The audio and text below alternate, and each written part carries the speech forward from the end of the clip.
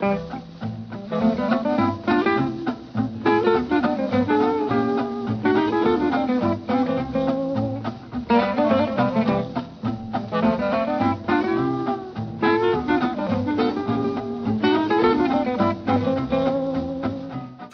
j'ai fait une prépa artistique, prépart, et ensuite ça m'a permis de faire préparer au concours pour les écoles nationales supérieures d'art. Au final j'ai fini aux Beaux-Arts de Cergy et j'y suis encore en 3e année.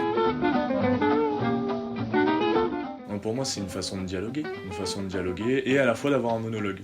Tout comme certaines personnes vont avoir envie de faire du yoga pour se sentir bien et pouvoir réfléchir sur soi, moi je vais utiliser cette méditation artistique. Donc pour moi c'est ça, c'est un dialogue.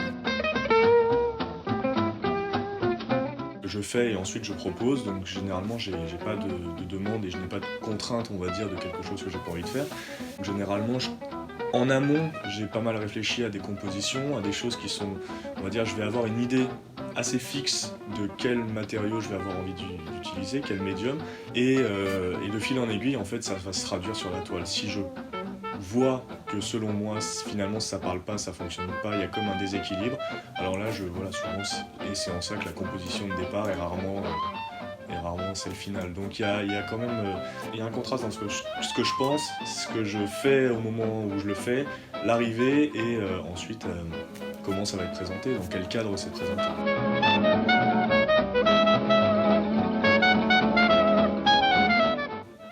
La dernière fois j'ai parlé du fait que je pense qu'il est nécessaire à chacun de trouver un moyen de s'exprimer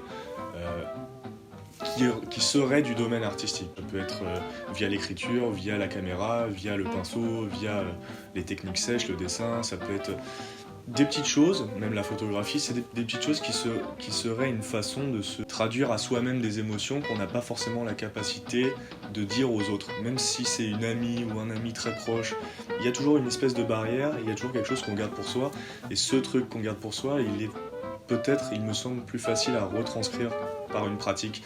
Je pense que c'est important que chacun pratique une manière de se créer son monologue.